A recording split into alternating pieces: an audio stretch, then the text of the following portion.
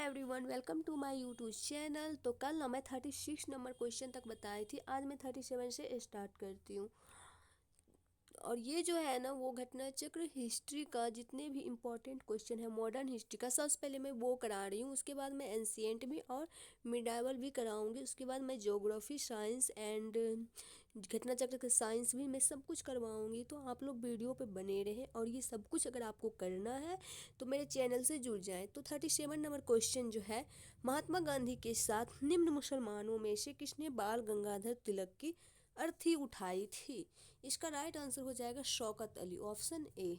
Next है, बाल गंगाधर तिलक की 1 अगस्त 1920 को हुई मृत्यु के बाद उनकी अर्थी को महात्मा गांधी के साथ मौलाना शौकत अली तथा डॉक्टर सैफुद्दीन किचलू ने उठाया था। मौलाना हजरत मोहनी ने उस समय शोक गीत पढ़ा था। नेक्स्ट क्वेश्चन है, नेक्स्ट क्वेश्चन का बदला तो ये पूरा प्लेन है। यही प्रॉब्लम हो रहा है बुक में, पता नहीं क्यों बीच बीच का पेज जो है ना वो बिल्कुल प्लेन आ जा रहा है, जिससे 2-4 क्वेश्चन इधर उधर हो जा रहा है। क्रांतिकारियों के एक गुप्त समाज अभिनव भारत का गठन किया था, तो किसने किया था? तो ये वी.डी. सावरकर ने किया था। स्थापना है 1904 में और स्थान है नासिक, महाराष्ट्र में। संस्थापक है वी.डी. सावरकर। वी.डी. सावरकर विनायक दामोदर सावरकर द्वारा 1899 ईस्वी में स्थापित मित्र मेला ही वर्ष 1904 में एक गुप्त सभा अभिनव भारत में परिवर्तित हो गई। अभिनव भारत से कौन संबंधित हैं? तो इसका राइट आंसर हो जाएगा वी.डी. सावरकर। नेक्स्ट क्वेश्चन है, निम्नलिखित में से किसने मित्र मेला संघ को शुरू किया था? इसका राइट आंसर हो जाएगा विनायक दामोदर सावरकर। 1905 में क्रांतिकारी संगठन अभिनव भारत संगठित किया गया था। इसका राइट आंसर हो जाएगा महाराष्ट्र में।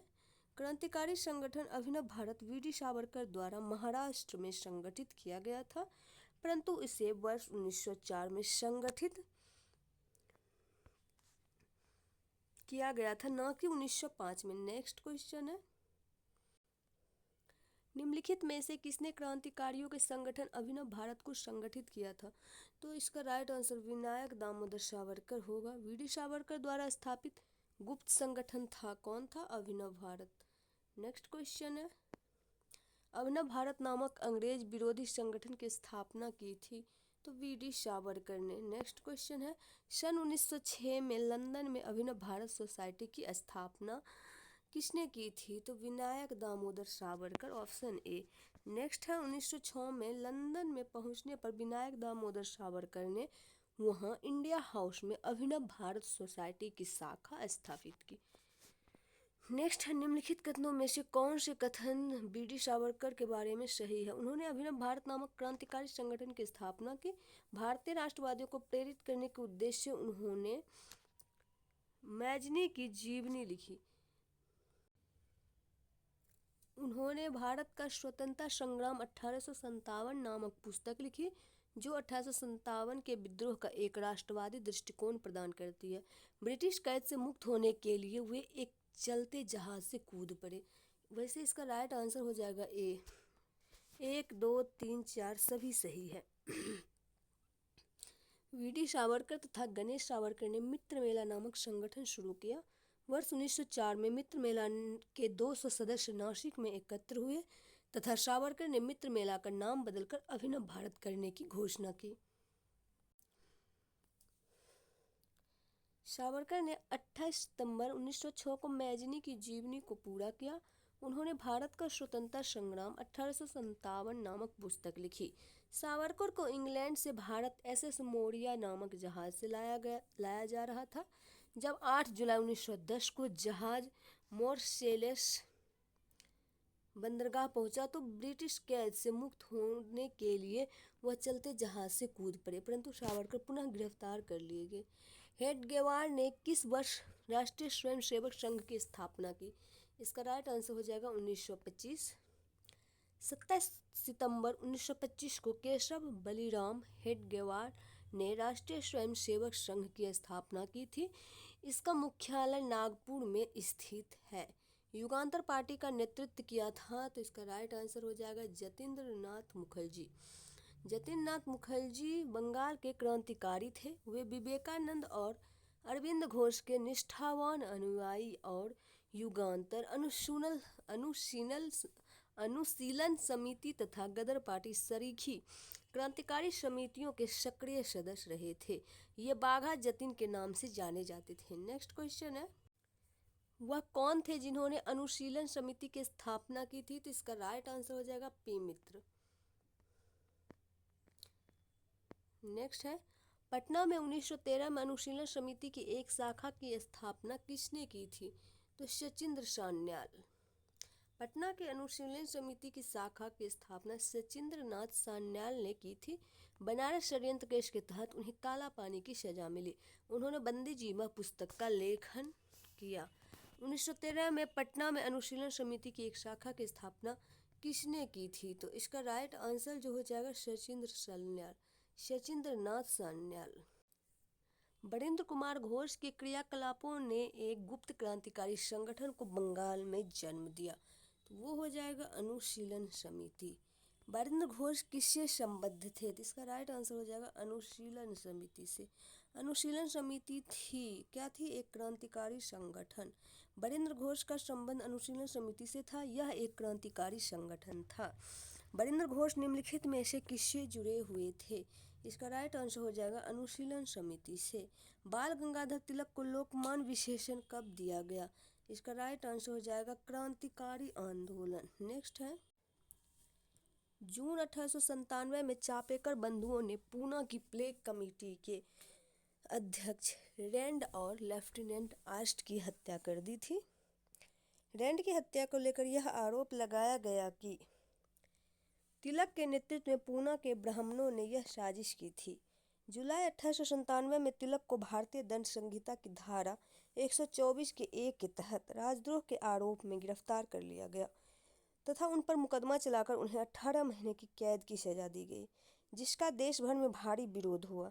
इस कारण तिलक अखिल भारतीय नेता के रूप में लोकप्रिय हो गए और जनता ने उन्हें लोकमान्य की उपाधि दी। स्वतंत्रता आंदोलन के क्रांतिकारी आतंकवादियों का पहला महत्वपूर्ण साहसिक कार्य बर्रा डकैती का स्थान कहाँ पे था? तो पूर्वी बंगाल में। कहाँ पे था? पूर्वी बंगाल में। नेक्स्ट है, वर्ष 1908 की बर्रा डकैती का स्थान पूर्वी बंगाल में अवस्थित था। बर्रा डकैती करने वाले क्रांतिकारियों के समूह को पुलीन बिहारी दास ने नेतृत्व प्रदान किया था।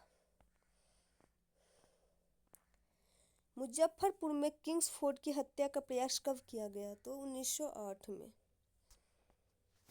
30 अप्रैल 1908 को बिहार के मुजफ्फरपुर में खुदीराम बोस और प्रफुल्ल चाकी ने किंग्सफोर्ड पर बम फेंका, परंतु किंग्सफोर्ड बच गया और दुर्भाग्य से राष्ट्रीय आंदोलन में हमदर्दी रखने वाले मिस्टर कैनेडी की पत्नी एवं पुत्री मारी गई। प्रफुल्ल चाकी ने पुलिस से बचने के लिए आत्महत्या कर ली तथा खुदीराम बोस को गिरफ्तार कर फांसी दे दी गई। खुदीराम बोस ने किस स्थान पर किंग्सफोर्ड की हत्या का प्रयास किया था? इसका राइट आंसर हो जाएगा मुजफ्फरपुर। नेक्स्ट क्वेश्चन है, मुजफ्फरपुर बम कांड का संबंध इनमें से किसके साथ है? सावरकर, अजीत सिंह। नेक्स्ट है, प्रफुल्ल चाकी, बिपिन चंद्र पाल। इसका राइट आंसर हो जाएगा प्रफुल्ल चाकी। नेक्स्ट क्वेश्चन है, निम्नलिखित में से किसने बड़ी बुद्धिमानी के साथ अलीपुर षड्यंत्र मामले में अरविंद घोष का बचाव किया? इसका राइट आंसर हो जाएगा चित्तरंजन दास।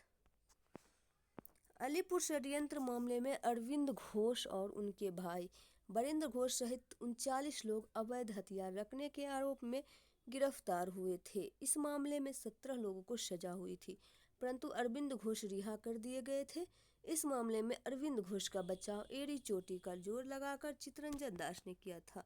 किस वर्ष हिंदुस्तान रिपब्लिकन एसोसिएशन की स्थापना हुई? इसका राइट आंसर हो जाएगा 1924 में। देश में उचित ढंग से क्रांतिकारी आंदोलन का संचालन करने के उद्देश्य से अक्टूबर 1924 में युवा क्रांतिकारियों ने कानपुर में एक सम्मेलन बुलाया तथा हिंदुस्तान रिपब्लिकन एसोसिएशन नामक क्रांतिकारी संगठन की स्थापना की। संस्थापक थे सचिंद्र नाथ सान्याल, राम प्रसाद बिस्मिल, जोगेश चंद्र चटर्जी तथा चंद्रशेखर आजाद। हिंदुस्तान रिपब्लिकन संगठन की स्थापना की गई थी कानपुर में। निम्नलिखित में से कौन हिंदुस्तान रिपब्लिकन एसोसिएशन का सदस्य नहीं था? इसका राइट आंसर हो जाएगा शिव वर्मा। शिव वर्मा हिंदुस्तान रिपब्लिकन एसोसिएशन के सदस्य नहीं थे। बाद में यह इसके परिवर्ती संगठन हिंदुस्तान सोशलिस्ट रिपब्लिकन एसोसिएशन से जुड़े। शेष तीनों भगत सिंह, चंद्रशेखर आजाद और राम प्रसाद बिस्मिल HRA के सदस्य रहे। शिव वर्मा को लाहौर षड्यंत्र मामले में आजीवन कारावास की सजा हुई थी। अपनी फांसी से पूर्व निम्नलिखित क्रांतिकारियों में से किस एक ने पीने हेतु दिए गए दूध को अस्वीकार कर दिया और कहा, अब मैं केवल अपनी मां का दूध लूंगा? इसका राइट आंसर हो जाएगा राम प्रसाद बिस्मिल। प्रसिद्ध क्रांतिकारी पंडित राम प्रसाद बिस्मिल को फांसी से 2 दिन पहले जब दूध पीने हेतु दिया गया तो इन्होंने अस्वीकार कर दिया और कहा, अब मैं केवल अपनी मां का दूध लूंगा। पंडित बिस्मिल एक उम्दा शायर भी थे। फांसी के तख्त पर उस जाने से पहले 19 दिसंबर 1927 को उन्होंने अपना अंतिम शेर पढ़ा था, जो इस प्रकार था, मालिक तेरी रजा रहे और तू ही रहे, बाकी ना मैं रहूं ना मेरी आरजू रहे, जब तक तन में सांस रगों में लहू रहे, तेरी ही जिक्र यार और तेरी ही जुस्तजू रहे। नेक्स्ट है, निम्नलिखित पंक्तियों में किसने कहा था, सरफरोशी की तमन्ना अब हमारे दिल में है, देखना है जोर कितना बाजुए का तिल में है? तो ये तो सबको पता होगा, ये बोले थे राम प्रसाद बिस्मिल। उपर्युक्त गजल की पंक्तियां शायर बिस्मिल अजीमाबादी की है। बिस्मिल अजीमाबादी का वास्तविक नाम सैयद शाह मोहम्मद हसन था। वे वर्ष 1901 में पटना से 30 किलोमीटर दूर हरदास बिनाहा गांव में पैदा हुए। ये गजल उर्दू में लिखी गई थी। अब वर्ष 1922 में काजी अब्दुल गफ्फार की पत्रिका शबाह में छपी थी। प्रसिद्ध गीत सरफरोशी की तमन्ना अब हमारे दिल में है के रचयिता कौन है? तो मैं अभी बताएं, बिस्मिल। तो इसका राइट आंसर ई हो जाएगा। तो सिर्फ बिस्मिल था, राम प्रसाद बिस्मिल नहीं। नेक्स्ट है, निम्नलिखित में से किसको अंग्रेजी सरकार ने काकोरी षड्यंत्र के मामले में फांसी पर चढ़ा दिया? इसका राइट आंसर हो जाएगा राम प्रसाद बिस्मिल को। सचिन नाथ सान्याल, राम प्रसाद बिस्मिल तथा चंद्रशेखर आजाद ने कानपुर में क्रांतिकारी संस्था हिंदुस्तान रिपब्लिकन एसोसिएशन की स्थापना की। इस संस्था द्वारा 9 अगस्त 1925 को उत्तर रेलवे के लखनऊ सहारनपुर संभाग के काकोरी नामक स्थान पर 8 down Saharanpur Lucknow passenger train पर डकैती डालकर सरकारी खजाना लूटा गया। यह घटना काकोरी कांड के नाम से प्रसिद्ध हुई। इस कांड में 29 क्रांतिकारियों को गिरफ्तार किया गया, जिसमें राम प्रसाद बिस्मिल, अशफाकुल्लाह, रोशन लाल और राजेंद्र लाहिड़ी को फांसी हुई, जबकि चंद्रशेखर आजाद फरार हो गए। हिंदुस्तान रिपब्लिकन एसोसिएशन के यही एकमात्र सदस्य थे जो कभी पुलिस की गिरफ्त में नहीं आए, अतः ये काकोरी कांड मुकदमों से बच निकले थे। अंत में 27 फरवरी 1931 को इलाहाबाद में अल्फ्रेड पार्क में ये पुलिस मुठभेड़ में मारे गए। काकोरी कांड से संबंधित मुकदमे में सचिंद्रनाथ बख्शी, मुकुंदी लाल एवं मम्मथनाथ गुप्त भी शामिल थे। काकोरी षड्यंत्र केस किस वर्ष में हुआ था? इसका राइट आंसर हो जाएगा 1925 में। कब हुआ था? 1925 में। नेक्स्ट क्वेश्चन है, निम्नलिखित में से काकोरी कांड से जुड़ा कौन क्रांतिकारी मुकदमे से बच निकला था? इसका राइट आंसर हो जाएगा चंद्रशेखर आजाद। नेक्स्ट क्वेश्चन है,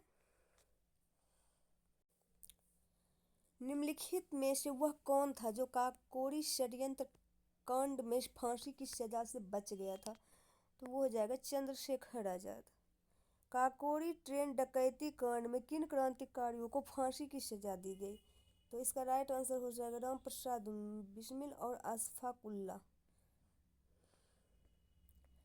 निम्नलिखित में से कौन काकोरी कांड से संबंधित नहीं था?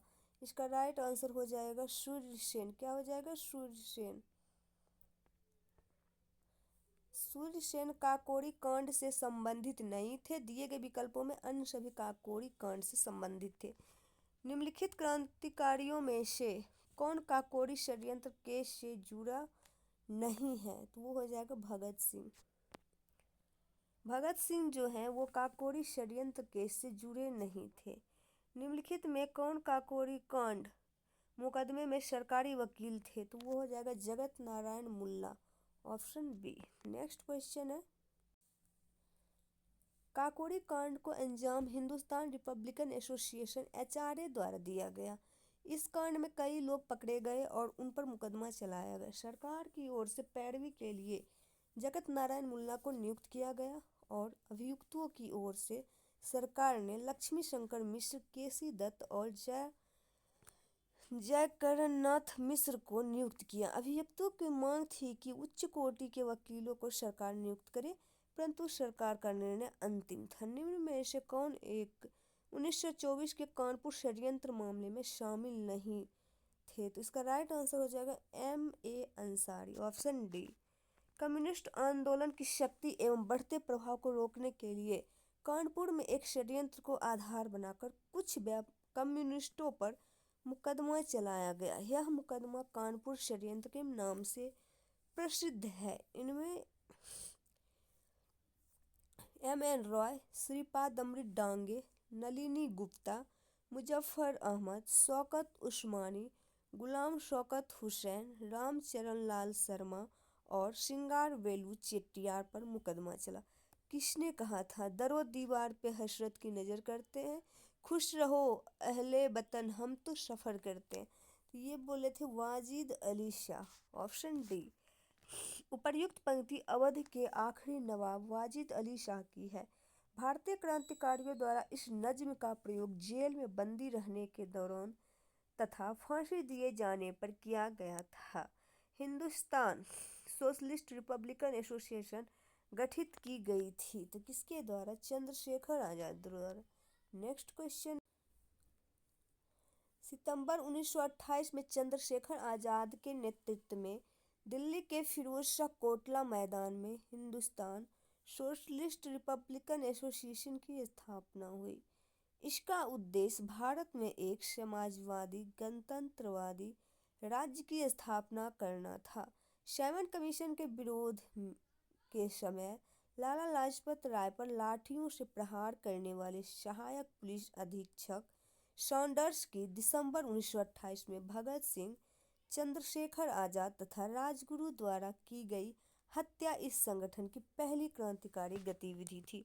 HSRA के 2 सदस्य भगत सिंह तथा बटुकेश्वर दत्त ने 8 अप्रैल 1929 को केंद्रीय विधानमंडल में उस समय बम फेंका जब ट्रेड डिस्प्यूट बिल और सेफ्टी बिल पर बहस चल रही थी। उनका उद्देश्य सरकार को डराना मात्र था। भगत सिंह ने सेंट्रल असेंबली में बम फेंका था बटुकेश्वर दत्त के साथ। किसके साथ? बटुकेश्वर दत्त के साथ। नेक्स्ट है, हिंदुस्तान सोशलिस्ट रिपब्लिकन एसोसिएशन की स्थापना हुई तो कब हुई? तो 1928 में। नेक्स्ट है, निम्नलिखित में से किसने बाहरी ब्रिटिश सरकार को सुनाने हेतु केंद्रीय विधानसभा में 8 अप्रैल 1929 को बम फेंका था? तो इसका राइट आंसर हो जाएगा भगत सिंह, सुखदेव, राजगुरु, बटुकेश्वर दत्त। तो भगत सिंह और बटुकेश्वर दत्त 1 और 4। नेक्स्ट है, हिंदुस्तान सोशलिस्ट रिपब्लिकन एसोसिएशन के संस्थापक नेताओं में एक कौन थे? तो इसका राइट आंसर हो जाएगा option B, Bhagat Singh. Next, Vijay Kumar Singh, Shiv Verma, Jaydev Kapoor, Bhagat Singh, Bhagwati चरण बोहरा तथा सुखदेव ने चंद्रशेखर आजाद के नेतृत्व में HRA को पुनः संगठित करने का कार्य शुरू किया। सितंबर 1928 में फिरोज शाह कोटला मैदान में चंद्रशेखर आजाद के नेतृत्व में एक बैठक हुई जिसमें HRA का नाम बदलकर हिंदुस्तान सोशलिस्ट रिपब्लिकन एसोसिएशन रखा गया। इसका मुख्य उद्देश्य भारत में समाजवादी गणतंत्रवादी राज्य की स्थापना करना था। किसने? सचिंद्र नाथ सान्याल द्वारा स्थापित हिंदुस्तान रिपब्लिकन एसोसिएशन का नाम बदलकर हिंदुस्तान सोशलिस्ट रिपब्लिकन एसोसिएशन कर दिया था। इसका राइट आंसर हो जाएगा ऑप्शन डी, चंद्रशेखर आजाद। आज के लिए इतना ही, तब तक मिलेंगे नेक्स्ट वीडियो में। तब तक के लिए bye, take care, all the best. Thanks for watching. Channel को लाइक, शेयर एंड सब्सक्राइब जरूर करें। Bye bye. Take care.